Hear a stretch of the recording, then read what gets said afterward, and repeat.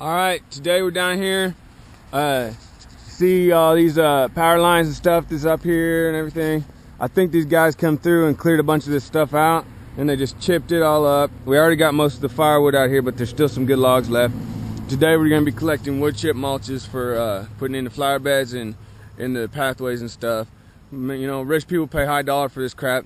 We're just gonna get it with the sweat of our backs and stuff like that. So here we go.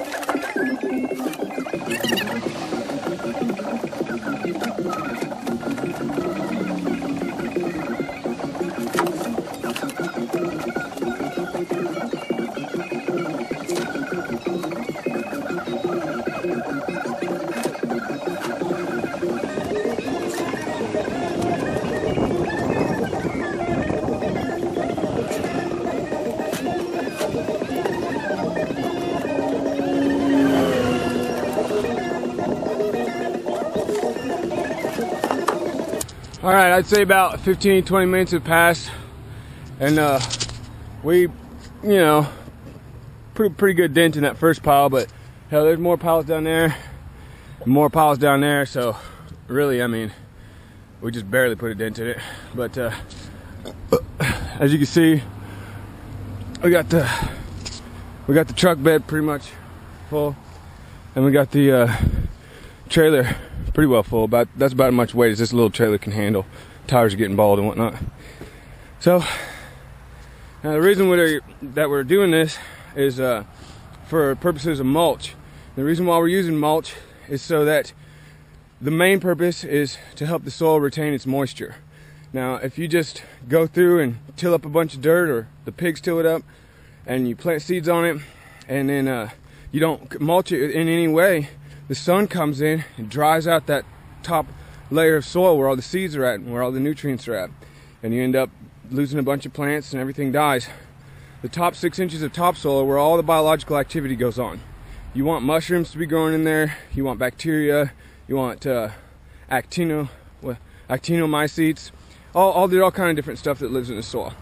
Anyways, putting this mulch on top is gonna protect it from the sun, and that mulch is going to slowly absorb the water from the soil and break down, and there's going to be mushrooms growing through it and everything else just breaking it up, earthworms, everything, and that's going to take all the carbon that's in that wood and it's going to put it in the soil. See, that's how rainforests are made. It's called carbon cycle, carbon sequestration.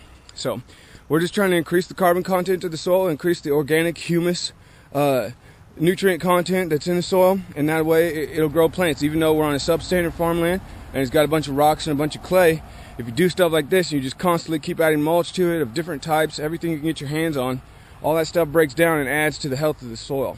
So we're gonna go back to the farm and lay this stuff out on the ground. All right, we got this stuff back to the farm.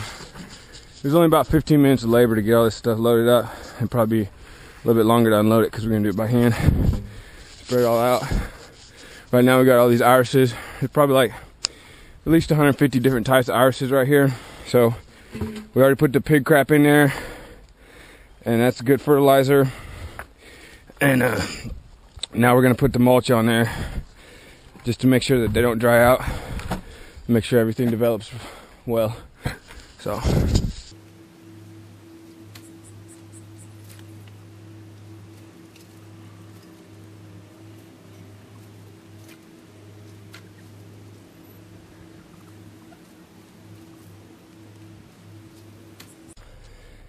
all right, about maybe 10 minutes later, we got this whole bed mulched down. Now it's just up to the fates whether it grows or not. We got all these irises from going to different people's houses and knocking on their door on Mother's Day, and we said, hey, can I pick some of your irises for my mom? I gave a couple to my mom, but the other 150 I put out here, we got a couple different iris beds here. So now we're gonna use this mulch in mulching these pathways, because we're always all the time walking around without shoes on and stuff. And it'd be real nice if you know, we had some nice mulch to walk on. There's some of the other irises we got. They probably need some mulch around them too. But you know, as you guys seen, there's just a crap ton of mulch down there still. So we're just gonna keep getting it until it's gone. All in all, I'd say about an hour and a half, 2 hours of labor, not including the time that we spent scouting for this stuff. We got, you know, it's really heavy mulch here. Here, it's about 4 inches, and we're putting it down real heavy so that, you know, the weeds and stuff ain't gonna grow up through, even though I don't believe in weeds, but no plants are gonna grow up through here and get in our way, make us trip. And then over there, probably 2 or 3 inches, all in there. Then I'll do a real good job. But hell, you know, that's one truck and trailer load. It really doesn't look like as much as you thought it would be, but it's still pretty good. Yeah, it's spread out real thick, so that'll really just do wonders for all the earthworm populations that we got and stuff like that, all the mushrooms that I'm probably going to be growing from this. Yeah, it looks really nice. It's really a kind of high class deal that we got going on now. So, you know, I'm thinking one more truck and trailer for all around these beds here and stuff, kind of leading off that away. And, you know, we'll probably get maybe 3 or 4 more. We'll probably do like one a week for a while. And, you know, in the winter time, I like to go get rocks down at the quarry and get gravel and stuff for doing a driveway with, paving things and setting up rock beds and stuff. But in the summertime, man, mulch is where it's at, because everybody's cutting everything down in the spring. So, you know, we just been, there's like a window there at the end of fall, in the middle of fall and stuff, when everybody's raking up their leaves and putting leaf mulch out at the curb. Oh man, we were hitting it hard. We got probably like 250 bags of leaf mulch and stuff like that. Now, in the rich neighborhoods, stuff around the lake, you can score grass mulch that people have cut up with their bagging lawnmowers and put it out there, and that's really high nitrogen, good fertilizer. So we've scored a few of those, not as many as I would like, but you know, it's as far as starting an organic farm from scratch, man, and if you're trying to do it without spending any money, this is what you got to do. You got to get out there, scout around, drive around, hit all the country roads, go through the towns and stuff, and just find resources. And when you find them, then you got to extract them, man. I mean, there's been probably like 10 different times when I've seen some bags of mulch or something. No. When I seen some bags of mulch or something, and I was like, oh, I'll come back and get that.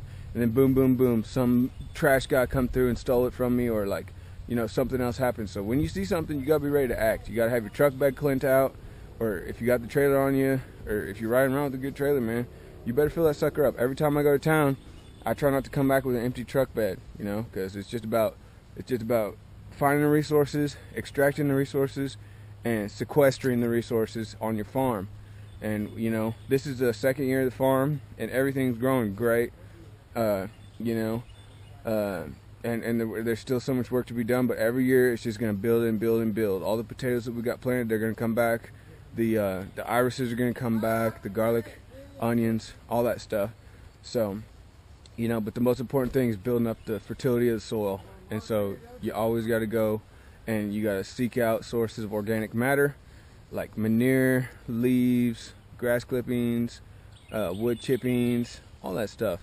And you got to bring it back and you got to put it in the soil, man. So that's what we're doing.